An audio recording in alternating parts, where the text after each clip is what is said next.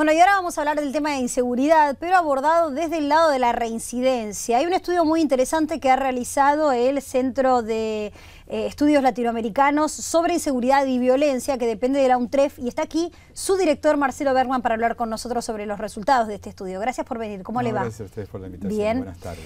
Bueno, es interesante saber qué es lo que pasa con los detenidos, con los presos, para poder entender un poco por qué vuelven a delinquir, cuáles son las condiciones que se dan para que el preso que estuvo en el sistema carcelario salga tan o más delincuente que como entró. ¿Cuáles son esos datos que ustedes recogieron? No sé si lo hicieron solo en la provincia de Buenos Aires o en el sistema federal. Lo hicimos, tenemos una encuesta muy amplia en toda Latinoamérica. En Argentina incluye la provincia de Buenos Aires y el sistema federal. Entrevistamos a 1.050 personas, 1.050 internos condenados en la provincia de Buenos Aires y el sistema federal. Y además hicimos otras 5.000 encuestas en 5 otros países de América Latina: México, El Salvador, Brasil, Chile y Perú. Así que tenemos un panorama general de toda la región, de la mayoría de los países importantes de la región y las características de cada uno. Bueno, a ver, empecemos por el tema de las edades y las reincidencias, ¿no? O sea, ¿cuánta reincidencia hay en los presos o cuántas posibilidades hay de que una persona que estuvo detenida reincida? Bueno, nosotros tenemos el número exacto para el caso argentino, que es 43%. O sea, 43% de las personas que están presas habían estado presas alguna vez anterior por alguna condena haber sufrido. Es decir, que entraron, salieron, por lo menos una vez, entraron, salieron y volvieron a ser capturados en la comisión de otro delito. Eso no significa que no hayan cometido otros delitos más y que no hayan sido detectados. Estamos hablando reincidentes sentenciados por segunda vez al menos. Sí. Y este es 43%. En algunos países es más alto, en otros países es más bajo. ¿Cómo es el ranking en los países estudiados? En Argentina está en el medio, digamos. Tiene 43%. En el caso de Chile, 52%. Sao Paulo, en Brasil, es casi 50%.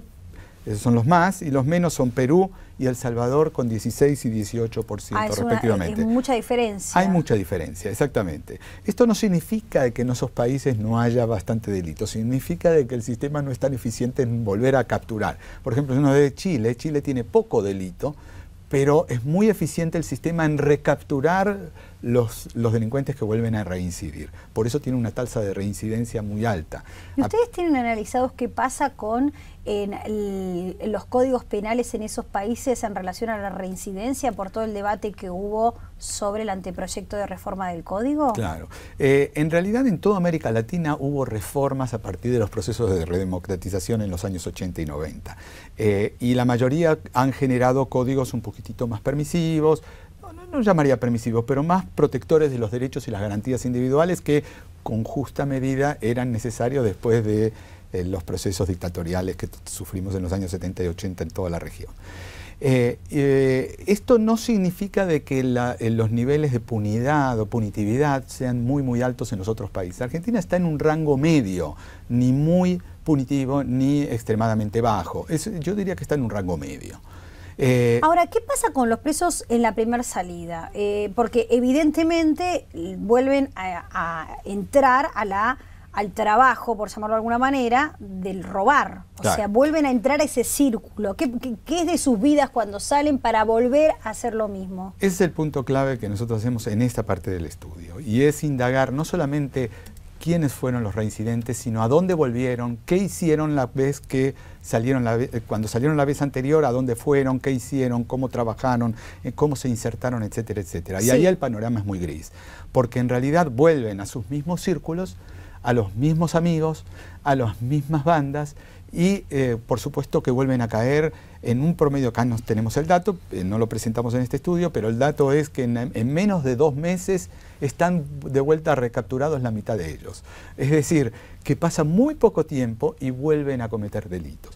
La mayoría de los que vuelven... ¿Recapturados o redelinquiendo? Redelinquiendo, y por supuesto las policías o distintas agencias los recapturan y los vuelven a meter en un proceso penal que por supuesto los lleva a la cárcel por segunda vez al menos.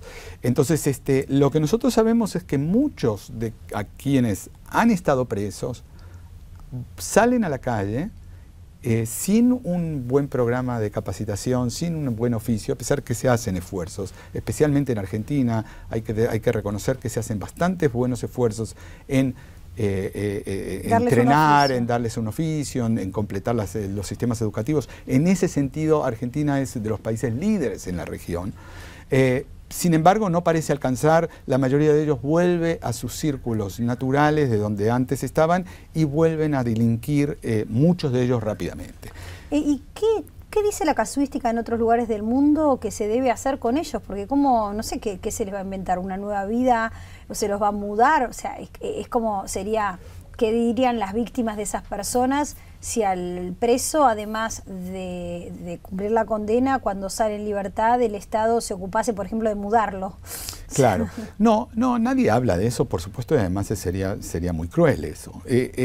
Lo que uno cuando analiza los casos de Canadá, Estados Unidos, Holanda, Suecia, lo que hay es un seguimiento de diferentes instituciones atrás de todo este proceso. Es decir, no es que salen a la calle y no salen sueltos.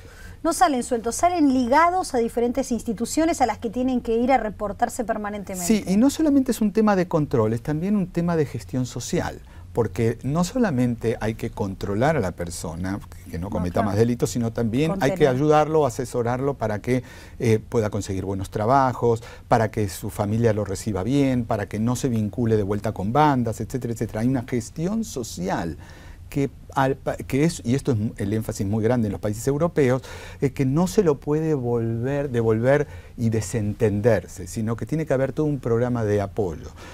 En general, la mayoría de los internos, cuando salen bajo libertad condicional, por algún tipo de beneficio, purgaron dos terceras partes de la pena, etcétera, etcétera. O sea que técnicamente también siguen bajo la supervisión del sistema de administración de justicia, porque están condicionados a cierta acción. Entonces el Estado tiene el derecho de exigirles cierto tipo de comportamientos, pero ahí pareciera que no hay grandes programas de seguimiento. ¿Han encontrado detenidos que además de delinquir trabajasen? Sí.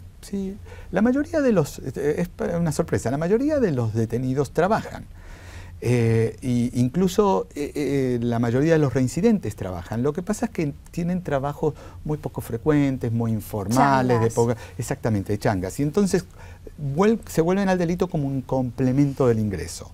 Y lo que pasa es que además, bueno, quien se vinculó en la cárcel con una banda y después sale y la banda le dice, bueno, vos cuando salís podés ir a vender droga a tal y tal lugar o podés vincularte con esta banda de robo de autos, etcétera, etcétera, es un camino fácil, digamos, no fácil, pero digamos un camino conocido donde ellos ya tienen sus redes para que les habilita a delinquir. Ahora, habiendo dicho esto, no todo el mundo vuelve a delinquir. Quiero ser enfático que una buena parte no vuelve a delinquir, es más o menos la mitad. Y eso está bien, digamos, eso es un éxito del sistema. Lo que hay que trabajar es sobre la otra mitad donde el sistema parece no haber tenido suficiente éxito. O sea que la mitad de los presos no vuelve a delinquir o no vuelve a ser recapturado por el sistema, ¿no? Lo sabemos. Sí, vos María Julia tenés razón. Técnicamente hablando no vuelven a ser recapturados. No sabemos si no volvieron a delinquir o no, por lo menos no tenemos conocimiento de que hayan sido recapturados. Pero es de suponer que una buena parte de ellos o no vuelve a delinquir o no lo hace de una manera tan seria como para ser de vuelta recapturado. Claro. Aparte sabemos, se sabe por la criminología, más de 80 años de estudio, es que pasado una cierta edad y en ciertas situaciones familiares y sociales, la gente es menos proclive a cometer delitos. O sea que casi que lo que más le puede tirar a una persona para rescatarse, como dicen los ladrones, es su propia familia. Exactamente. El marco familiar es súper importante. Por eso es muy importante trabajar con toda la familia, no solamente con la persona que sale, sino con todo el entorno familiar, para que ese entorno familiar le sea de contención y no tenga que volver a la actividad delictiva. ¿Licenciado? ¿Es usted licenciado? No, soy doctor. Bueno, muchísimas gracias por haber estado aquí. Muy interesante todo. Muy amable. Muchas gracias a ustedes. Nosotros en un ratito volvemos con más información.